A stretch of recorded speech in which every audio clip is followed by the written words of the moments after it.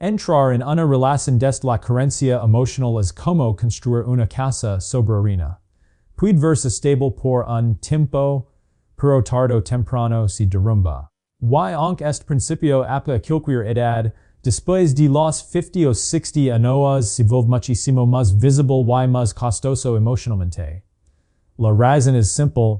En esta etapa de la vida ya no buscamos relaciones desde la espontaneidad juvenil, sino desde necesidades internas más intensas, más silenciosas y más profundas. Cuando una persona llega a los 50 o 60, casi siempre trae consigo décadas de experiencias, perdidas, aprendizajes y también heridas emocionales. Es el momento en que se hace evidente si esas heridas han sido integradas o simplemente han sido arrastradas. Y aquí es donde surge el peligro. La carencia emocional no desaparece con los años, solo se vuelve más experta en disfrazarse. La soledad mal entendida como motor de búsqueda, uno de los engados más comunes a esta edad es confundir soledad con vacío. Muchas personas creen que estar solo es una especie de estado problemático, algo que hay que corregir encontrando pareja. Pero la verdad es que la soledad no duele. Lo que duele es la desconexión interna, el ruido no resuelto dentro de la mente, la falta de paz con uno mismo. Cuando la soledad se vive desde la incomodidad, la mente rápidamente fabrica historias como "Why no quiero dormir solo? No quiero envejecer sin alguien. Esta edad debo agarrarme a quien lig. Todos tienen alguien menos yo." Pero estas narrativas no provienen de la conciencia, provienen del miedo. Y cualquier decisión tomada desde el miedo inevitablemente eleva a más sufrimiento. Una relación basada en el miedo no es realmente una relación, es un refugio emocional temporal. Una especie de anestesia efectiva para no sentir los propios vacíos. La ilusión de que la pareja resolver lo que no es resuelto otro peligro profundo es creer que una pareja puede arreglar lo que tú no has sanado. Esto puede manifestarse de formas más sutiles. Buscas alguien que te valide porque te no te validas. Buscas alguien que te cuide porque te no te cuidas emocionalmente. Buscas alguien que te ame incondicionalmente porque te no te sabes amar. Buscas alguien que te haga sentir importante porque te no te sientes suficiente. Pero ninguna pareja, por más amorosa que se puede hacer es trabajo por ti. El amor no puede llenar huecos internos que ti mismo no has querido mirar. Esto no es una crítica, es una realidad espiritual fundamental. Ningún ser humano puede dar la paz que solo te puedes encontrar en tu interior. Las relaciones basadas en la carencia comienzan con mucha intensidad, pero terminan con mucho dolor. Porque tarde o temprano, el otro no podrá sostener tus vacíos. Y te sentirás que la relación falla, cuando en realidad lo que falla fue el punto de partida. El peso emocional de la vida acumulada a los 50 o 60. Las personas ya no entran en relaciones con un lienzo en blanco.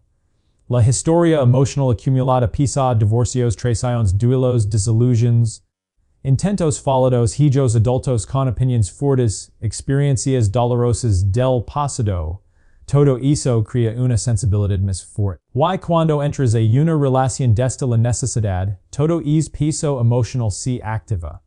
La carencia amplifica todo, amplifica el miedo al abandono, amplifica la inseguridad, amplifica la dependencia emocional, amplifica los celos, amplifica el drama.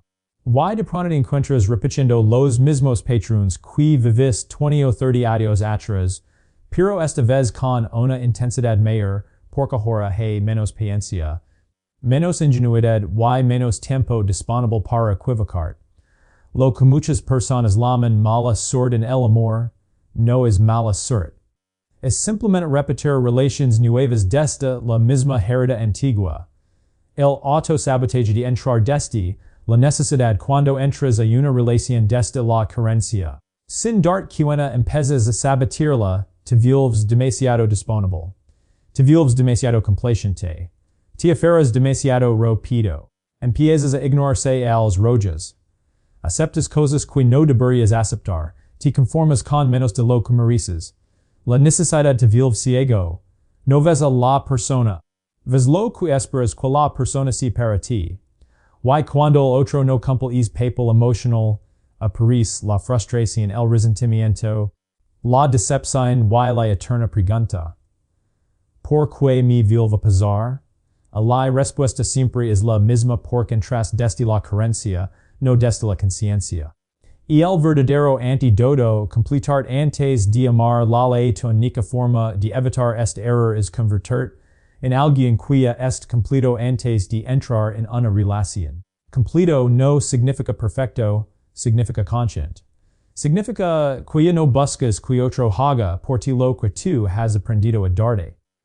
Cuando te estás completo internamente, no entras en relaciones por miedo, sino por elección.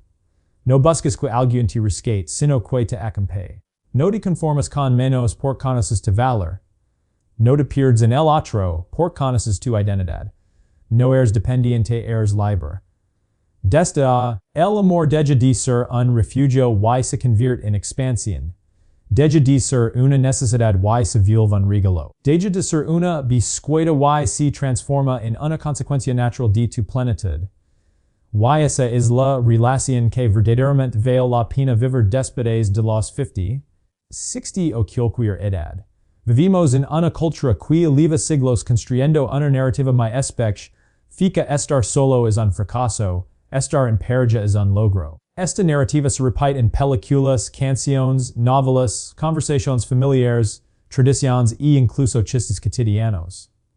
Lo escuchamos tanto, desde tan pequeños, que liga un punto en el que no cuestionamos si es verdad o no, simplemente lo damos por hecho. Pero cuando alcanzas los 50 o 60 años, esta creencia empieza a volverse un arma silenciosa que altera por completo tu forma de relacionarte. Porque no estamos hablando simplemente de una expectativa social. Estamos hablando de un condicionamiento mental que opera en tu subconsciente de forma automática, empujando hacia decisiones emocionales que no vienen de tu corazón, sino de un temor aprendido, el temor a la soledad. La mentira más grande es solo, algo está mal contigo. Esta es la idea más dada en a way más repetida culturalmente. Te lo dicen amigos, tu familia, tu entorno, pero sobre todo, te lo dice tu propio diálogo interno porque lo escuchas durante décadas. Y cuando una idea se repite lo suficiente empieza a sentirse como una verdad absoluta. Pero no lo es. La soledad no es un defecto, la soltería no es un fracaso. Estar solo no significa que algo falta en ti. De hecho, la capacidad de estar solo con paz interior es uno de los signos altos de madurez emocional. Pero la sociedad no entiende esto, porque la sociedad opera desde el miedo. Y el miedo es contagioso, se filtra en las conversaciones, en los consejos bien intencionados, y en los juicios silenciosos. Si mo esta creencia te empuja hacia relaciones equivocadas, cuando una persona liga a los 50 o 60 con la idea inconsciente de que no debería estar solo. Esa idea se convierte en un motor emocional invisible que empieza a dirigir sus decisiones sentimentales. Esta creencia puede empujarte a aceptar relaciones que no te elevan, conformarte con alguien que no es compatible contigo, ignorarse a las de alerta perfectas, enamorarte más del, sentirse acompañado que de la persona real, permanecer en situaciones dolorosas solo para evitar estar solo, confundir atención con amor, compaya con conexión y libido con compatibilidad. Todo esto ocurre no porque realmente necesitas una pareja, sino porque la cultura programa en ti la idea de que debes tenerla. Este condicionamiento es tan fuerte que muchas veces no lo notas. Crees que estás tomando decisiones desde la emoción, desde el corazón, pero estás tomando decisiones desde el miedo. Si la cultura romantiza la pareja y demasiado la soledad, la cultura es algo muy curioso. Exagera lo bueno de estar en pareja y distorsiona lo que significa estar solo. Nos muestra relaciones perfectas en películas y redes sociales, donde nunca hay conflictos profundos, nunca hay heridas internas reflejadas, y todo paris una serie línea de ternura y armonía. Pero no nos muestra lo que realmente implica una relación el trabajo emocional, la confrontación interna, la responsabilidad afectiva, los espejos inquimodos, los patrones que salen a la luz, las heridas no sanadas que se activan, la cultura también exagera lo negativo de la soledad, presentándola como un vacío emocional oscuro y triste.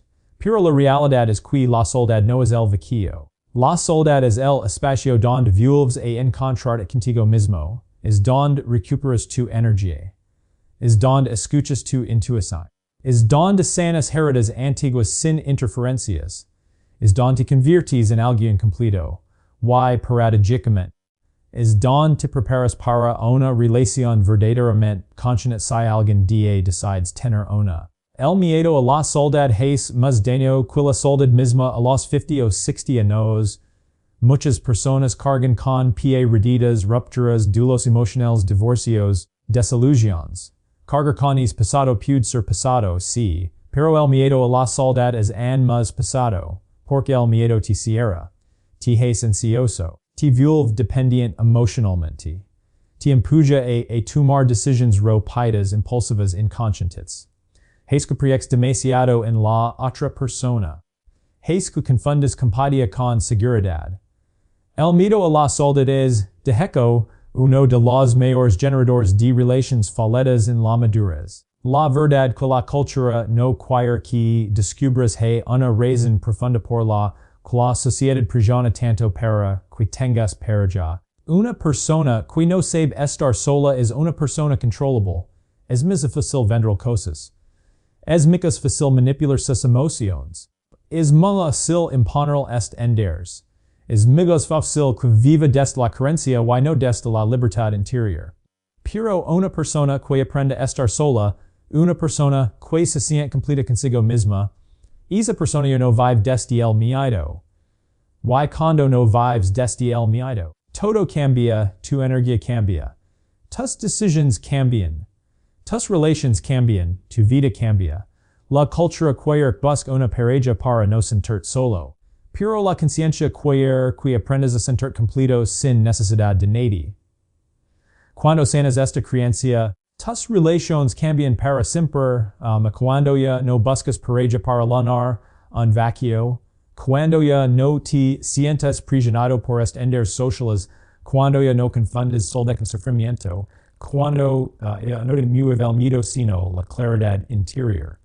Entonces el amor deja de ser necesidad y se convierte en elección. Y solo entonces puedes crear una relación madura, consciente, libre y expansiva. Porque el amor auténtico no nace del miedo a estar solo. Nace de la paz de estar completo.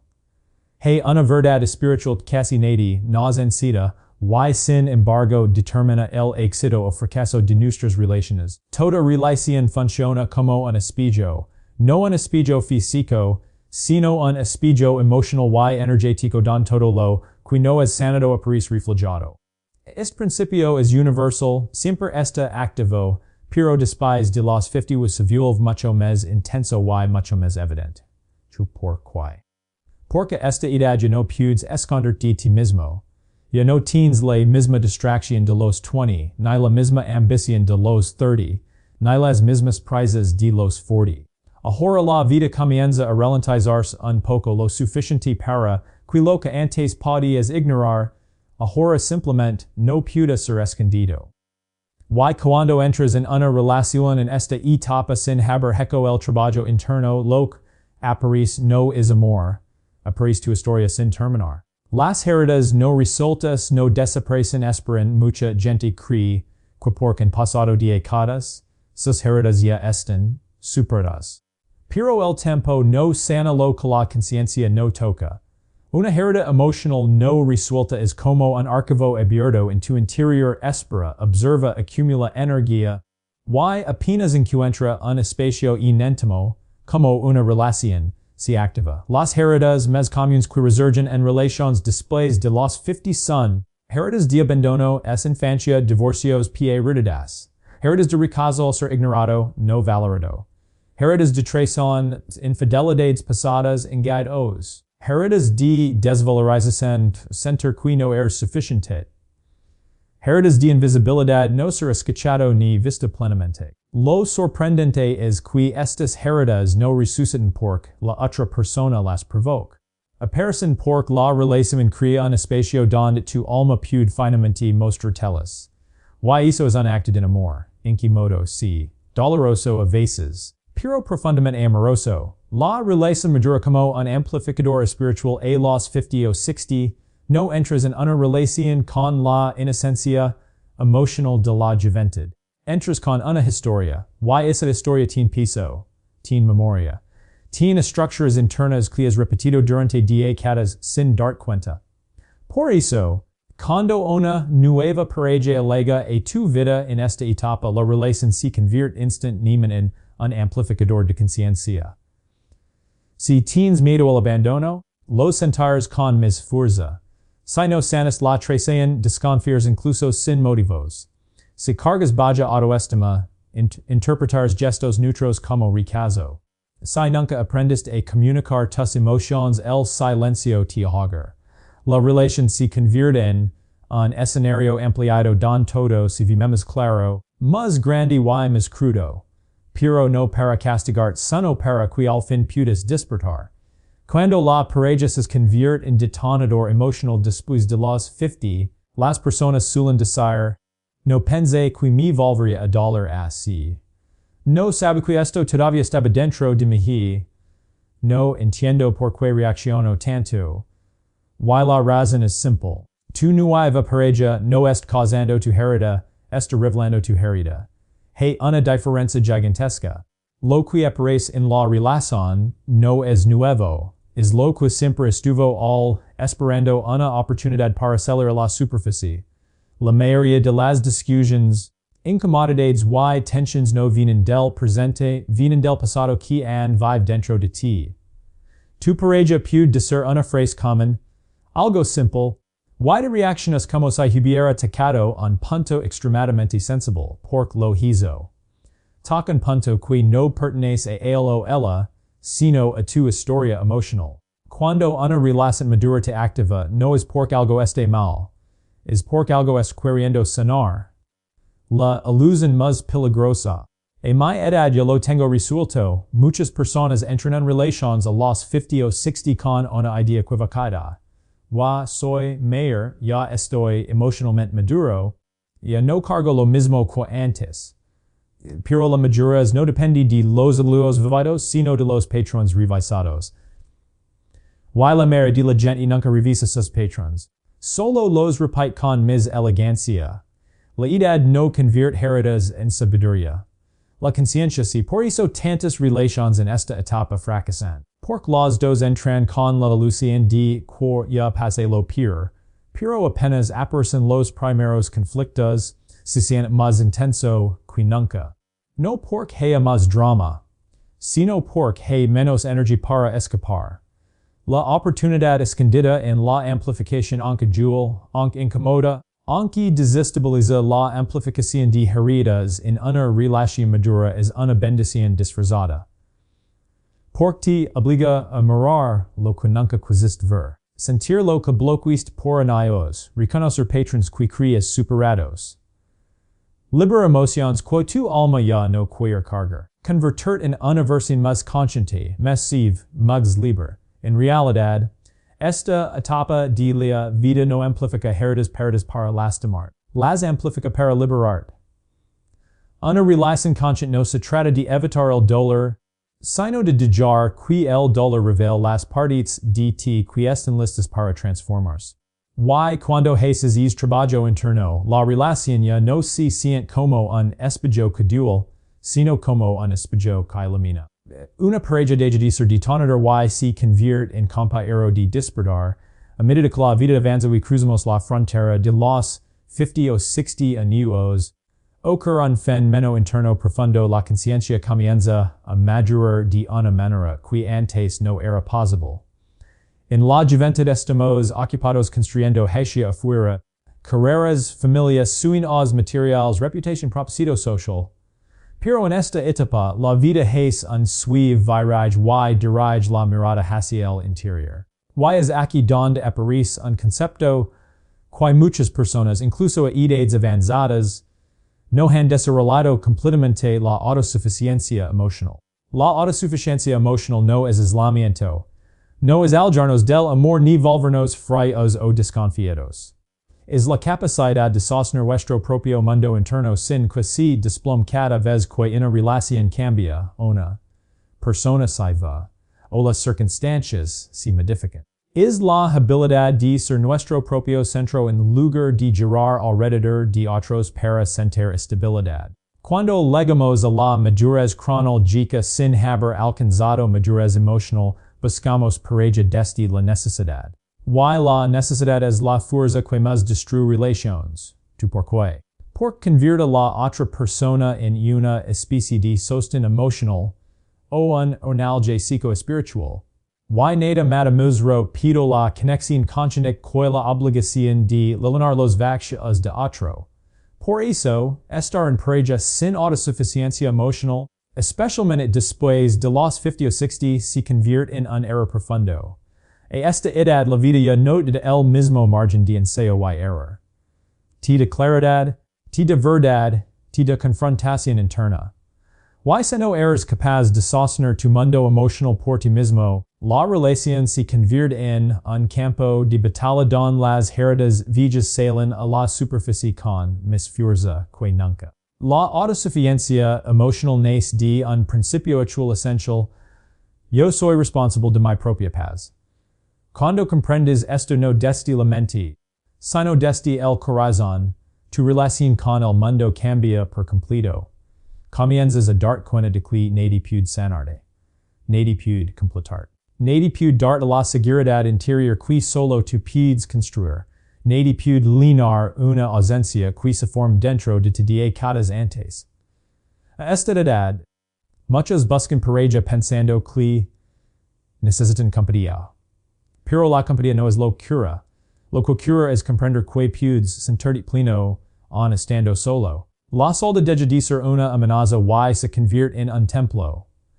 Y cuando la soledad deja de darte miedo, el amor deja de ser una dependencia y comienza a ser una expansión.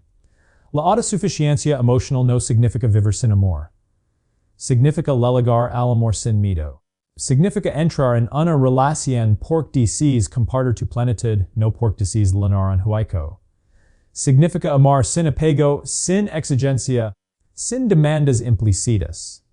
Cuando una persona se vuelve autosuficiente emocionalmente, comienza a trascender las dinámicas comunes que destruyen relaciones maduras, la necesidad constante de validación, el miedo a ser abandonado, la expectativa de que el otro provea felicidad, la tendencia a culpar, el resentimiento acumulado, la dependencia emocional disfrazada de cariño. La autosuficiencia emocional transforma todas estas dinámicas en algo más elevado y consciente.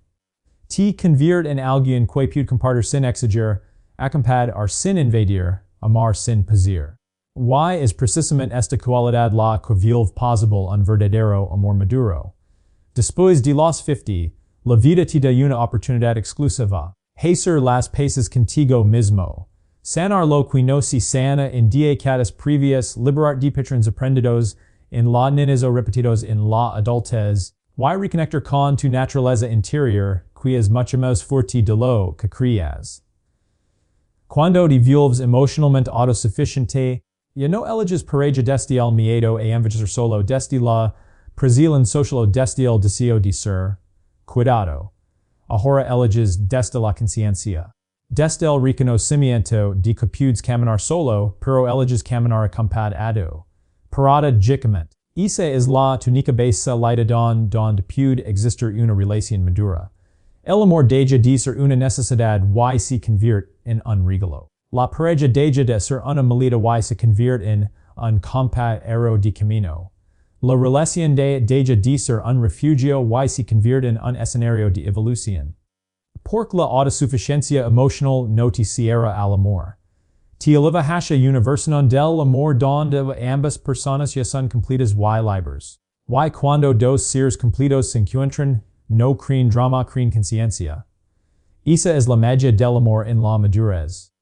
Esa es la razón por la que cualquier relación emprendida sin autosuficiencia emocional, especialmente a estas edades, puede ser un gran error. Esa es la razón por la que convertir en tu propio hogar emocional es el acto más revolucionario de tu vida. Cuando hablamos de relaciones a los 50 o 60 años, lo primero que debemos comprender es que la mayoría de las experiencias afectivas que hemos tenido estos momentos han surgido del amor condicionado, no del amor consciente.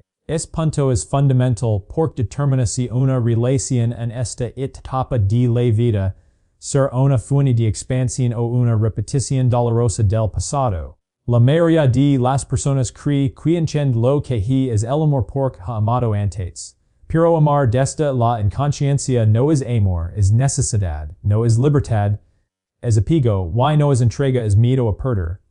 Por eso, a lo largo de la vida, muchos descubrimos que no sufrimos por amor, sufrimos por las condiciones que colocamos sobre él. Cuando llegas a la madurez emocional, algo que no tiene nada que ver con la edad, pero que muchas veces llega alrededor de los 50 o 60, comienzas a notar que aquello que llamabas amor era en realidad un intercambio emocional lleno de expectativas. El amor consciente en cambio no opera desde la mente herida sino desde el ser. Esa diferencia lo cambia todo. El amor condicionado. Cuando el ego es el que ama el amor condicionado es el amor más común. Es el tipo de amor que nos encierran, que vimos en casa, que absorbemos sin cuestionarlo. Es amor dice. Te amo si te también me amas. Te valoro si cumples mis expectativas. Te necesito para sentirme completo. Me siento seguro solo si te es igual. Me cuido contigo mientras no me confrontes. En este amor nace del ego, el ego solo sabe amar desde la defensa el miedo. Cuando estamos en un amor condicionado, lo que buscamos no es conexión, sino seguridad. No buscamos crecimiento. A los 50 y 60 años, las personas suelen repetir este patrón sin darse cuenta. Después de una vida de heridas, traiciones, abandonos o decepciones, el ego se vuelve más sofisticado, más exigente, más temeroso, busca pareja, pero no para expandirse sino para protegerse. Entonces, aunque la relación parezca diferente al principio, tarde o temprano se convierte en una repetición del pasado. El amor condicionado no reconoce la libertad del otro, exige, controla y pose, no dice quiero que seas feliz, sino quiero que seas como yo necesito, no dice te acompaño. Sino dependemos el uno del otro. Es el tipo de amor que te drena, que te hace sentir presión, que te vuelve pequeño para encajar. Lo más peligroso es que parece normal, porque así es como ama la mayoría de la gente. El amor consciente. Cuando el ser es el que ama el amor consciente no nace del miedo, nace de la presencia. No nace de la necesidad, nace de la plenitud interior. Por eso es extremadamente raro. Para amar de manera consciente, primero debes convertir en una persona consciente. Por eso, muchas personas solo están listas para este tipo de amor alrededor de los 50, 60 o incluso más tarde. Porque solo después de vivir suficientes experiencias dolorosas empiezas a cuestionar patrones, a mirar hacia dentro y a relacionar desde el ser, no desde la herida. El amor consciente dice, no te necesito, te elijo, no te poseo, te acompaño. No eres responsable de mi paz. Yo la cultivo, no te exijo que seas quien yo quiero, te veo como eres. No vengo a completar, vengo a compartir. Una relación consciente no se vive desde el ego, que siempre demanda, sino desde la presencia, que siempre ofrece. No es un lugar donde se esconden creencias sino donde se iluminan. Por eso, el amor consciente es también un camino de crecimiento profundo. En este tipo de relación, ambas personas se sienten libres. No porque no haya compromiso, sino porque el compromiso nace de un lugar de autenticidad, no de necesidad.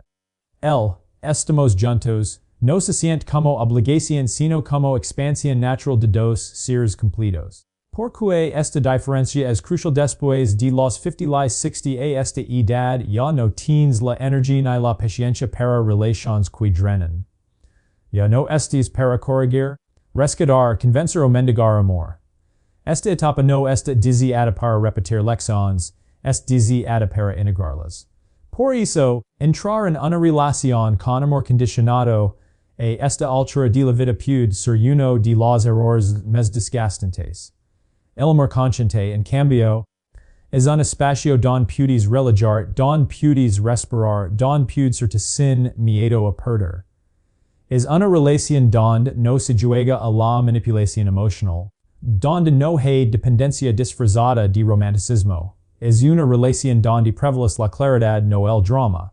Donde el silencio no es incomodidad, sino conexión. Donde la presencia del otro no es un escape de ti, sino una expansión de tu ser. ¿Y lo más importante? Solo cuando entiendes este tipo de amor puedes atraer a alguien que también lo entiende. Porque ninguna relación es más consciente que sus integrantes.